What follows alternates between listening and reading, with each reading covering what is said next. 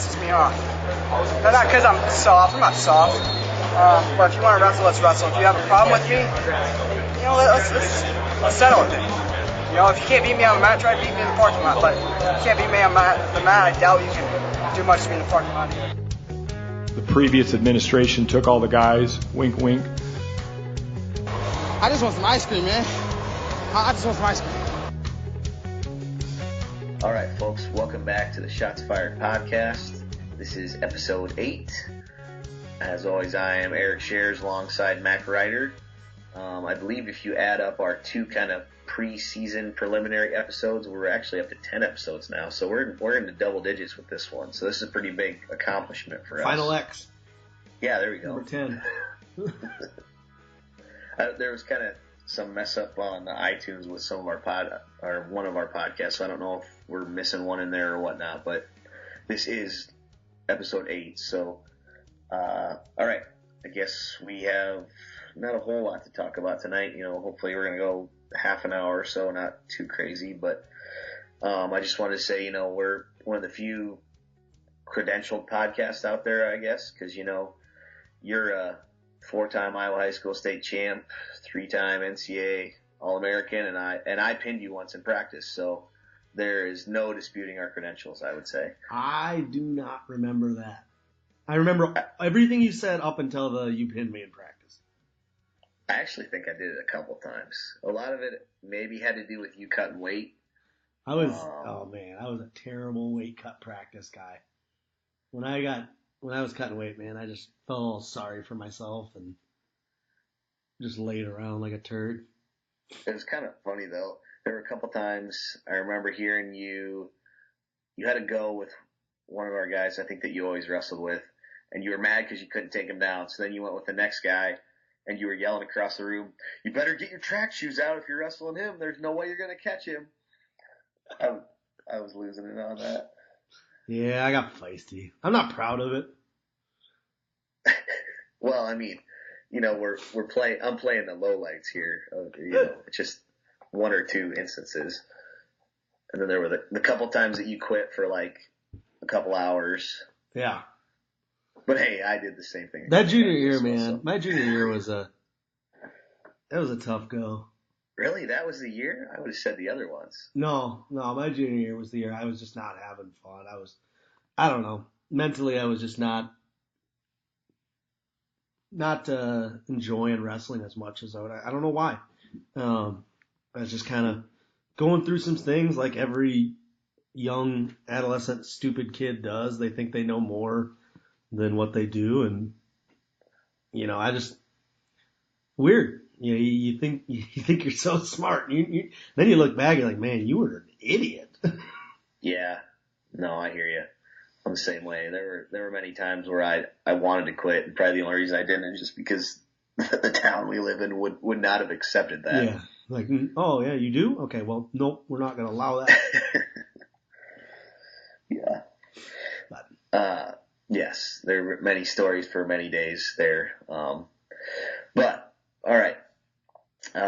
We got a couple things coming up this week, one of which you are attending, flying out tomorrow night, I believe, Beat the Streets. Yep, Carrie's checking us in for our flight right now. We fly out tomorrow night. We're going to spend a couple days in the big city. We're going to check out got a Mets Blue Jays baseball game Wednesday night, little day game we're going to go to, and just have some fun in New York for a couple days, and then go to Beat the Streets, and we're going to go to the big gala afterwards. I'm going to try and rub elbows with see if we can get some funding for this podcast.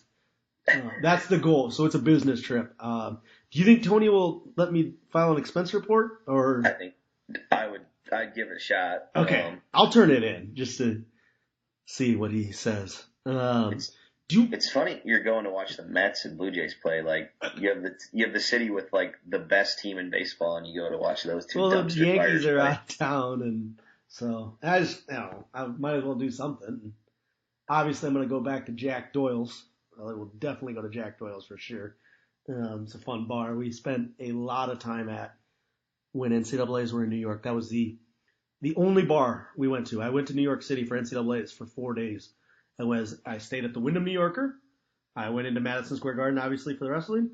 and I went into Jack Doyle's. And those are the only 3 buildings I went into for the entire time I was in New York City.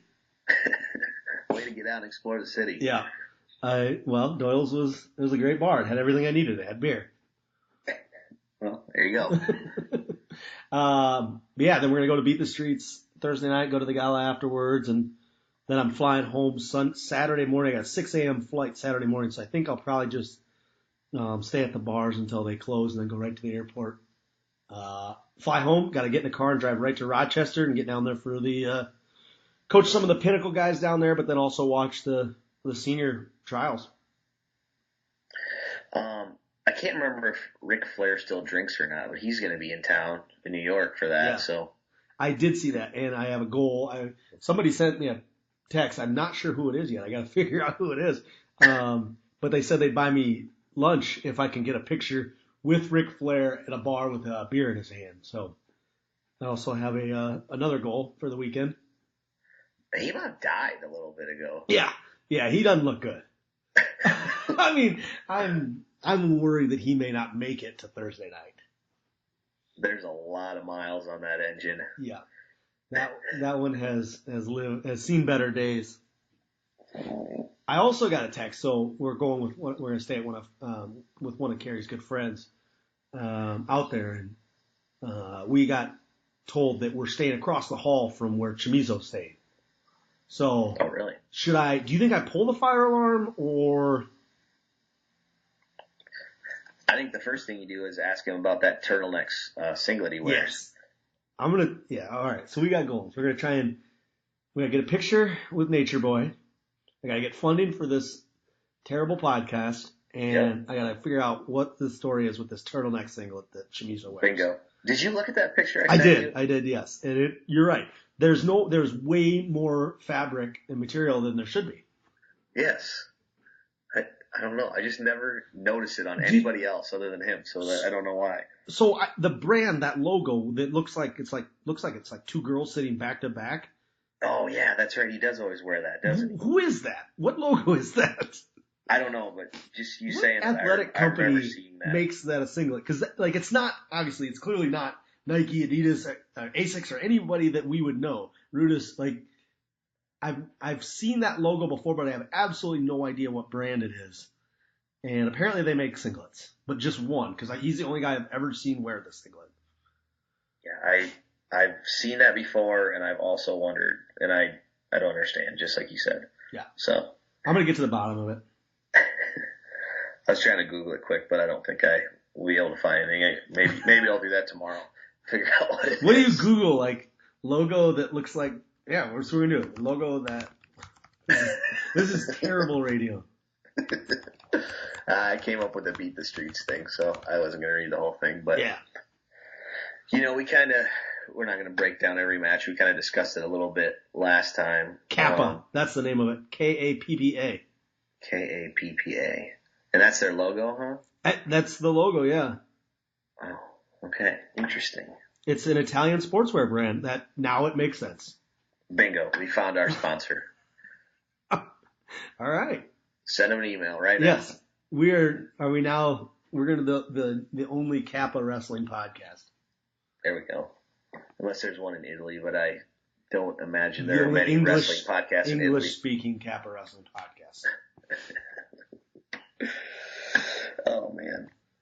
Yeah, we kind of talked last week that a lot of people are really excited. I'm not going to say I'm not excited, but it's just, you just saw a lot of them Cuban guys at Pan Am's. Right. I know you got a couple different matchups, though.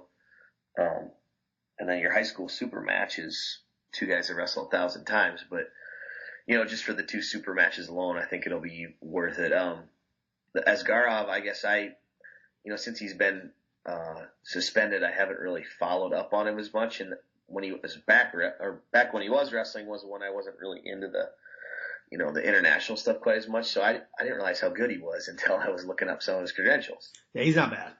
Yeah, he's pretty good. I know I heard the Flow guys were talking that he's notorious for sometimes showing up just totally out of shape. Not that that's out of the norm with some of those foreigners, but. Right. And if you're suspended, he could show up in like the worst shape of his life. That would also be pretty entertaining, though, if it was just he just walked out there with like a beer gut.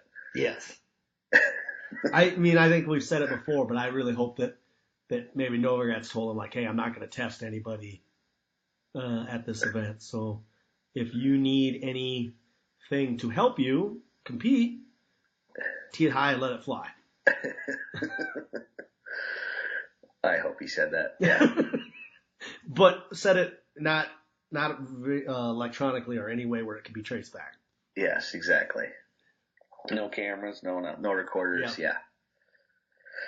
And then I can't remember if we talked too much about Burroughs and Chamizo, and I think a lot of people are just, they're giving Chamizo a lot of credit. He's really good, but they're like, Burroughs going to do it. But I don't know. I have serious concerns. I think, not that it's a toss-up. I'd favor Burroughs, but man, if I had money, I'd be real nervous that Chamizo would knock him off. He certainly could. The guy likes the bright lights. He's pretty, he's an entertainer. He's been pretty funny on social media leading up to this thing. Like, he's not backing down. It's almost kind of like they're like selling like a title fight for a UFC or boxing or something. The way they've kind of been taking little jabs at each other, and I think they probably get along pretty well. I know Chamizo trains in New York quite a bit, so at least they've interacted with each other before, I'm sure. So maybe it's, kind of a sort of a deal where they're just playing it up maybe. And, they're obviously going to wrestle as hard as they can, but they're like, hey, I'm going to make some comments on social media ahead of time. Don't take offense to it. It's just, building the hype around the match maybe. But I'm excited for it, man. You look at, Burroughs has one of the best offenses in all of wrestling, and Chamizo has some of the best defense in all of wrestling. So it's an awesome stylistic matchup, and I don't know if he's quite big enough to match Burroughs, but if he is, man, it'll be a good one. It's tough to compare year to year because different guys are in different shape, but he pinned Sabalov and he gave everything, to Burroughs that Burroughs wanted. So, and that was just a couple weeks ago. So, yeah, to me, it's going to be a real good match. I'm excited for it. And then, getting back and going down to the trials and watching that is going to be I got a heck of a week of wrestling going on. I had Pinnacle practice tonight, and I told Jared, I was like, I'm checked out. We had the second practice, and physically I was there, but mentally, man, I was dreaming about the big city lights. How many guys are you coaching this weekend in Rochester? Shoot, man, I would hate to put a number on it.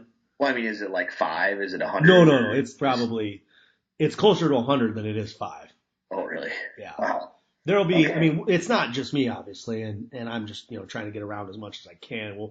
But I would guess that there's probably 60 to 70 kids there at least. I guess I forget that the Northern Plains is there. Right. That's probably where most of your kids it's a majority of the youth and stuff. Okay.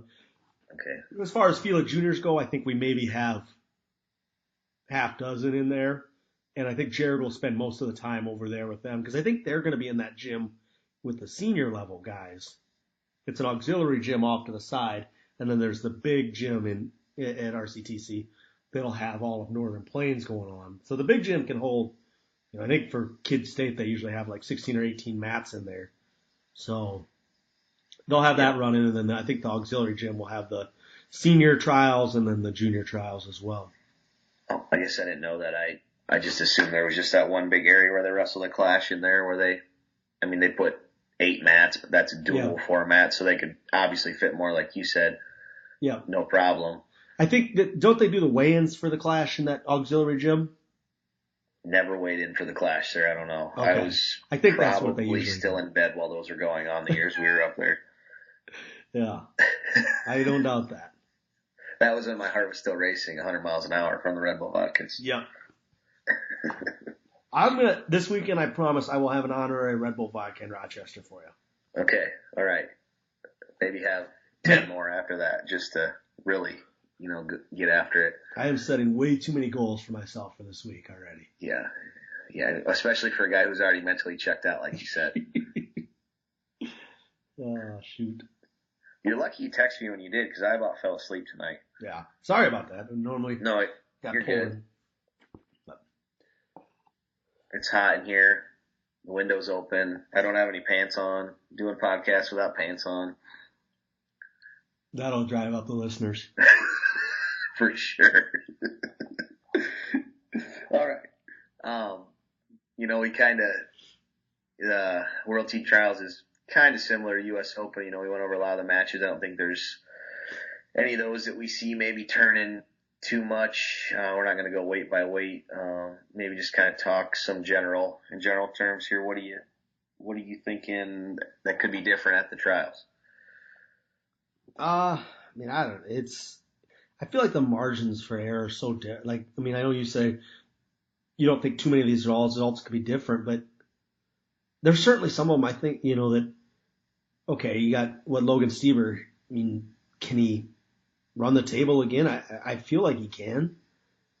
I feel like he's a guy that could get on a roll, and, there's a few others in there that maybe got beat, like, Frank Molinaro. He kind of took a loss that I guess didn't really make sense to me. We'll see. Yeah, I feel like at this level, and especially with freestyle, points can be scored so easily that a lot of those results can change. It's just that you rehashing them doesn't really make a lot of sense, because we just, like I said, we just talked about it 3 weeks ago with the open results, and it's all the same guys there. Yeah, I guess I should expand on what I said. These matches are, like we said a couple other times, they're basically just coin flip matches. So it's, what we talked about last time still applies. It just depends on which way the coin falls this time. So I guess I don't know. What I think is kind of funny is, do we even know if a guy like Zane Rutherford's showing up or not yet? They keep saying no. I don't think he is.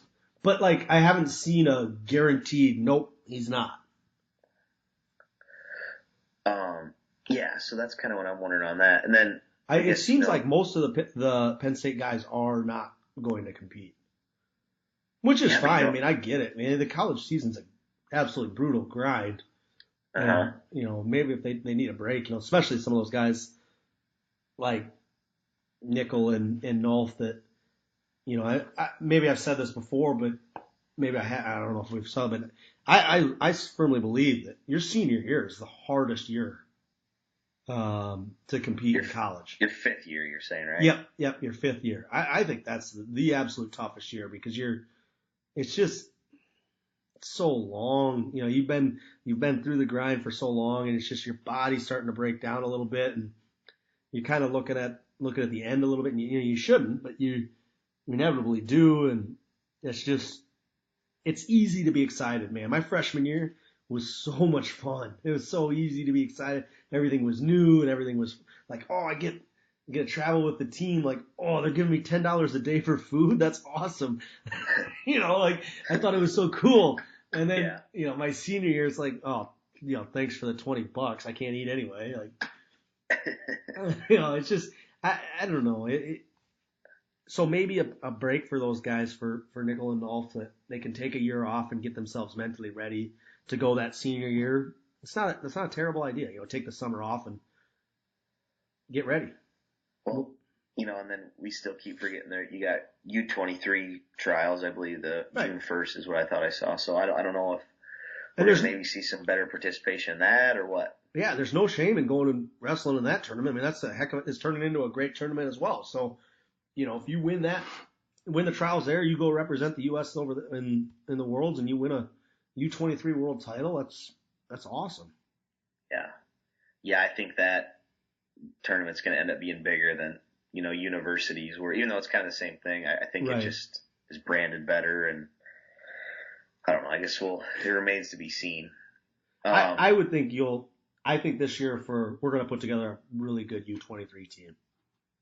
I would hope so. It's kind of another fun thing to watch, when there's really no wrestling going on. Right. So You think of a guy like Mark Hall, he didn't try to qualify for the trials, but then, went down and wrestled in Pan Ams. So, why wouldn't he go to U23 trials? You'd think so. but I don't know. At the same time, he's just kind of going. He got asked to go to Pan Am. It's like, hey, when I say barely train, it's very relative probably to what Mark Hall goes through. But is it kind of just you go down there with house money? If I win, it doesn't really matter. If I lose, it doesn't really matter. But right. That's total speculation. But what are your? I guess I don't have any inside information on it other than just what I've read, what came out. But what are your thoughts on Spencer Lee not wrestling? I'm fine with it. That kid's had a hard last 16 months. Yeah. A break is probably a good thing. I went through the torn ACL, and it took me a long time till I felt right. And even still, I don't feel like my right leg's as strong as my left leg. Like I still, really? Even to this day, and it's been 12 years, 11 years. I still, I don't do them often, but if I were to go do squats, I notice like I shift as I'm trying to drive up. I shift my weight over my left leg because I subconsciously trust that leg more than my right leg. I don't know. So him taking some time off is probably, I think, in the long run, the best thing for him. Let that knee get fully healed, because to me it didn't look like it was fully healed. To me it looked like he competed this year and kid won a national title on heart and determination more than anything. Yeah, no, for sure. I guess I'm only asking this because we're on a podcast and it creates content, but me being slightly ignorant, never wrestling in college and whatnot, I kind of, when you say take some time off, I'm sitting here and I'm like, man, it's been, 2-3 months since he last competitively wrestled? To me, that is a break. So I guess I don't know if you can talk on that. We always had a thing. Yeah. We every year we had a deal where if you were competing in nationals, we had to take 2 weeks off after nationals. Like you were not allowed to come back in the room for 2 weeks and just be away, go do what you need to do, get caught back up on your schoolwork, get your life figured back out. And then after that, after 2 weeks is up, you're expected to be back in there and, obviously can't have official practices, but it was strongly recommended practices. And that was it. And you're started training for the next year already. So we had 2 weeks off, and then you're getting ready for 50 weeks from there, the next national tournament. So I guarantee he's not taking time off from practice. I just think he needs some time off from competing. There's a huge difference in practicing and getting yourself ready from actually going out there and competing. So basically what you would do is you'd take the rest of March off into April a little bit. But then what, classes are done sometime in May. So does that mean you took, obviously you don't take the whole summer off, or do you take any of the summer off? No, we had J-Rob camps, man. And, really? Oh, those, yeah. So, every summer I'd work 10 weeks of J-Rob camps. So 10 days in Iowa, usually, and we did it at Forest City a couple times. And then we went to a 14-day camp out in Edinburgh, Pennsylvania, a 28-day camp in Minneapolis, and then another 14-day camp on the West Coast, sometimes Susanville, Oregon, Susanville, California, one time Coos Bay, Oregon. So those usually started, I think it's usually around like June 8th to June 10th and finished up around August 14th or so. So, oh, jeez. Classes go till middle of May. And so you start again in April, you go classes to the middle of May, you get through finals, and then most of us, by the time I moved out of the dorms and stuff, I lived in a house up there, so I didn't really have any purpose to go anywhere else.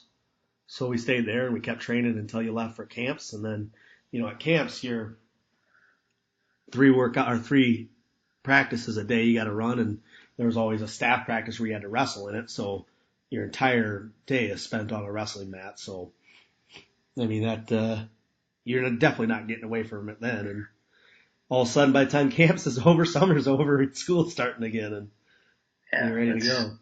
That's crazy. I didn't realize it was that much. But I guess with a short answer here, do you think there's more kids work harder, longer, more now, or is it backed off, maybe smarter training intervals or whatnot?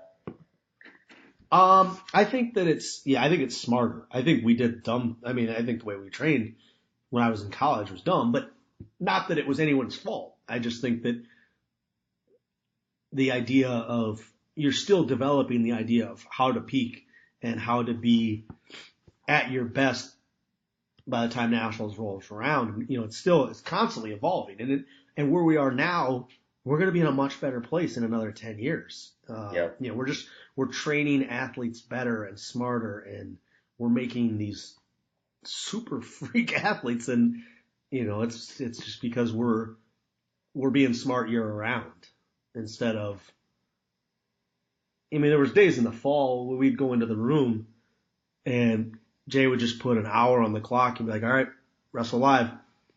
And, you know, it's just an hour grind match. And that's probably not, it made us tough. There's no doubt about it, but it may not have been the smartest way to train. Uh-huh. Well, I just know, I think of like, even your brother Joe kind of taught me a little bit about, I kind of started picking up running here a little bit, and he just kind of gave me some tips on your heart rate and stuff, and it made it a lot easier, because it was like, wait a second, you mean I can run slower, not work as hard, and get faster, better, quicker? Yeah. And it's better for your body. Yeah, exactly. So, yeah, I feel like there's more of that probably getting put in now. Yep. Heart rate training is, there's a ton of science behind that. And I think it's kind of an untapped thing that we haven't even got into, especially in wrestling. Like, we feel like unless you're breathing hard, you're not doing anything that's any good. And that's not true. You know, I think it's, you know, there's a ton of science behind a lot of that stuff. And I mean, that's for another discussion, I guess. I know, I just saw Imar the other day with a heart rate monitor on around his chest. Yep. I wear mine every time I run. Yeah, me too. Yeah, I think that's the way to go. I think there is a little bit to the mental side of, you know, you just pushing yourself through some of those more intense workouts, but right. And yeah, you have to do a lot. You have to become a full rounded athlete. You know, you have to have the toughness mentally, but then you have to have the technique, and then you have to have the strength, and you have to have the attitude mentally as well, like being excited about getting to compete. And there's 1,000 different things that you need to fine tune to get ready, and it takes a full year. Obviously, you're not working on in May, you're not working on being excited to compete, but you can definitely work on being tough mentally. And you know, there's a time and place for everything. Yeah, that's opened my eyes to something I guess I never even thought of, never even considered. Right. Anything else on that? No, I think that kind of covers it. Yeah, I know. I guess that's one more. It's gonna be an awesome week of wrestling. I'm real excited for what I've got coming up here, and can't wait to get after it. Yeah, it should be a lot of fun. You're going to all of it. I don't think I'm gonna make it. I don't know. FaceTime. I'll put like a GoPro on my head. Then. Did you see our boy's tweet a couple days ago? No, it was a good one. It was Pat Downey. I can't remember what it said. I could look it up quick, but it was something along the lines of, it's amazing how much better you get when you train hard, or something like that. That's totally paraphrasing. I'm trying to remember, but he's starting to figure it out, man. He is. It's going to be taking Rochester by storm. It's clicking, man. All right, here it is. It's crazy how much better you get at wrestling when you train. I like this guy. I do, especially because that's kind of he just like deprecating stuff, which I like. Yeah, like he admits, like, I am dumb, basically. Like, let me reword that tweet. Like, I am an idiot. I think I'm getting better at wrestling. Well, he fits right in, because I'm quite the idiot sometimes too. So yeah. Yeah, it's going to be a fun weekend. Anything else before we get into our bonus Mack story time here? No, I'm ready to go. Yeah, I think, like we said, we're going to keep this somewhat short. I think we're close-ish to half an hour. So, all right, you have a story you want to tell. Well, you asked me, you said that you think that sometimes we get some of the people that listen like a little bit more stories. And I've got a couple more. We were talking before we went on air about, I don't know if I've ever told on here the story about how, through the whole recruiting process and really why I ended up at Minnesota. And that's certainly something we can get into later this summer. But the one I wanted to tell tonight is one of my favorite stories. Involves a couple of my favorite people, my dad and Tom Brands. But let me preface this story that you have to understand like the kind of the person I am, I guess I would say. And I kind of describe myself as like an internet troll in real life. Like I'm just I don't know if I can say bad words, but I'm a shithead, basically.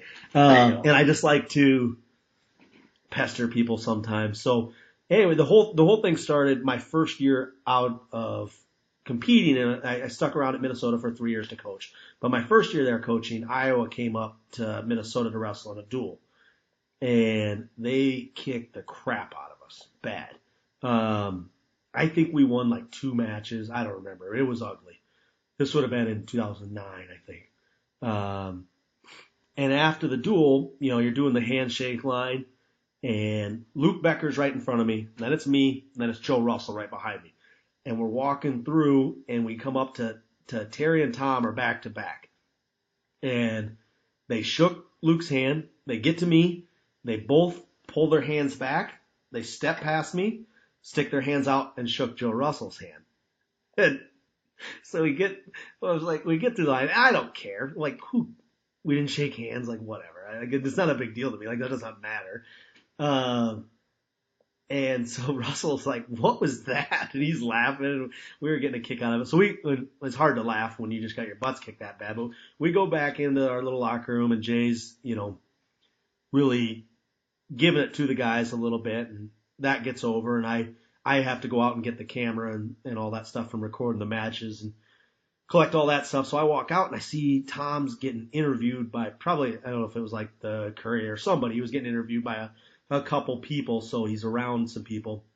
And I went up to behind him, and I tapped him on the shoulder. I said, hey, Tom, I don't know what happened there. I missed you in line. I didn't see you. I just want to say, good job and good luck the rest of the way. And he gripped my hand because he was pissed. There's nothing he could do. There's people around, and I'm just, deep down, I'm dying laughing because I know exactly what I'm doing. I'm just being an annoying little dork. But,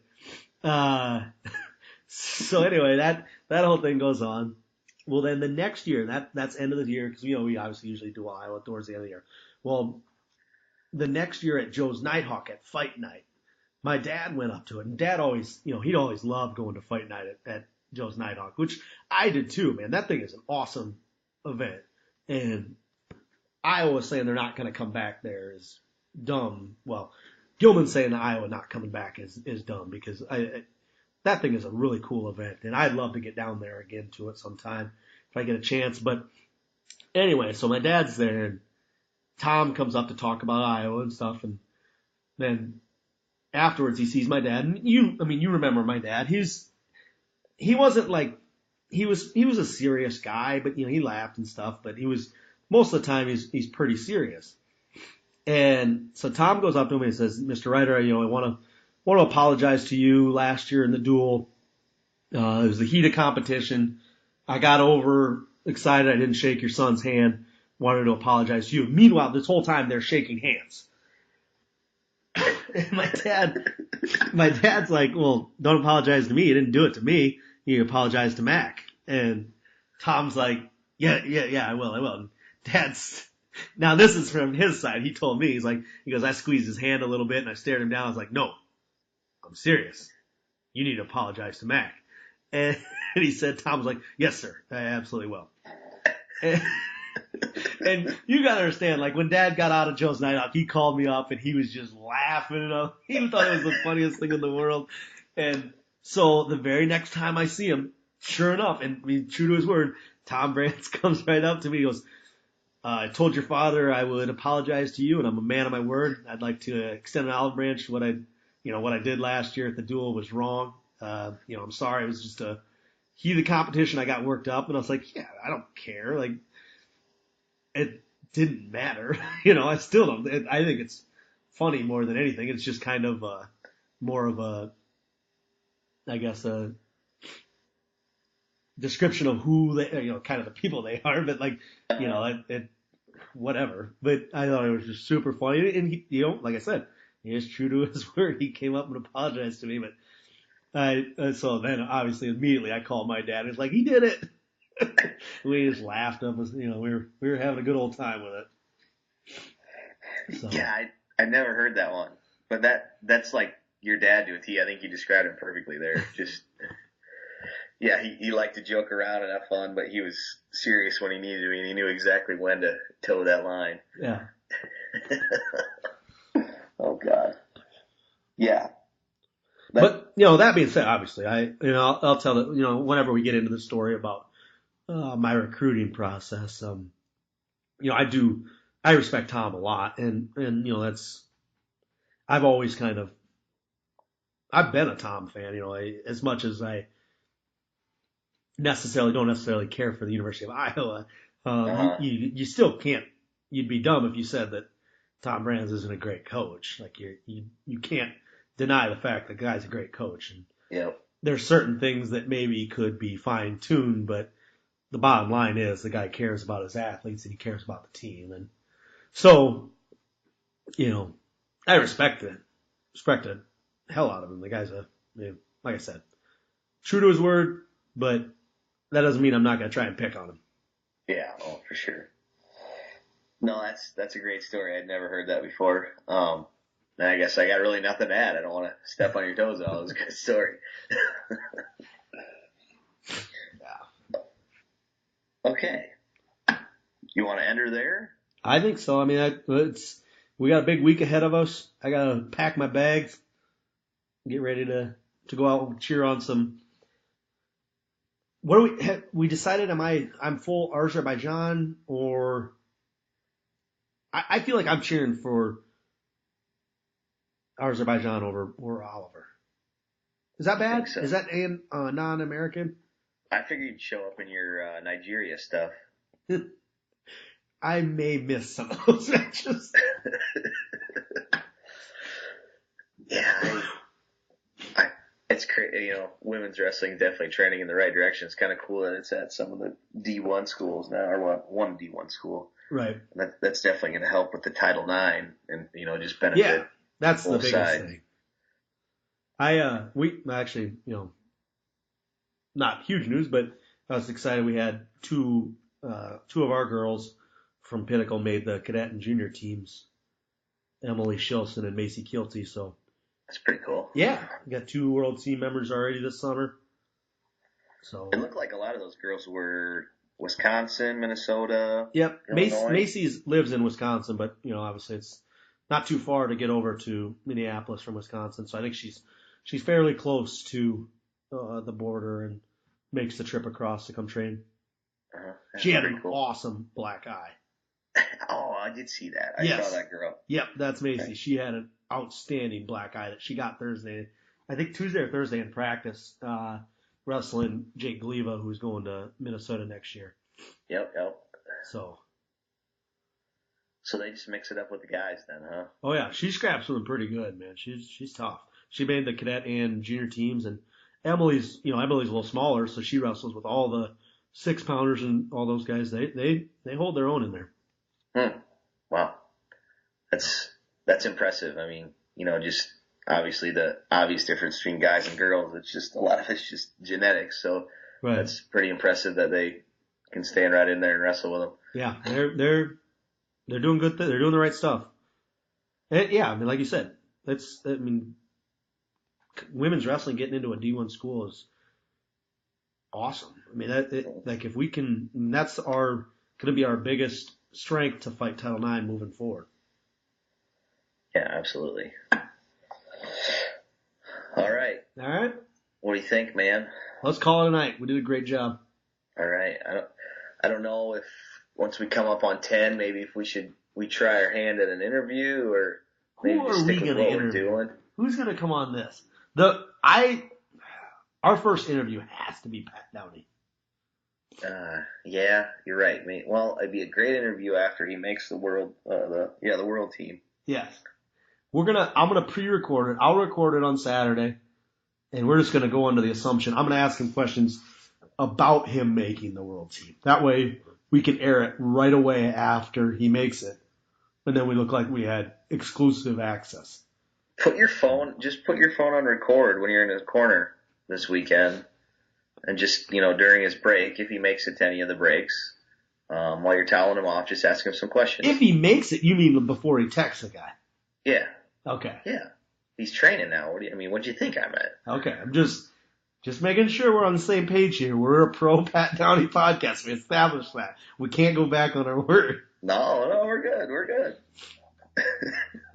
good. All right, man. Okay. All right. Well, this was episode 8 of the Shots Fired podcast.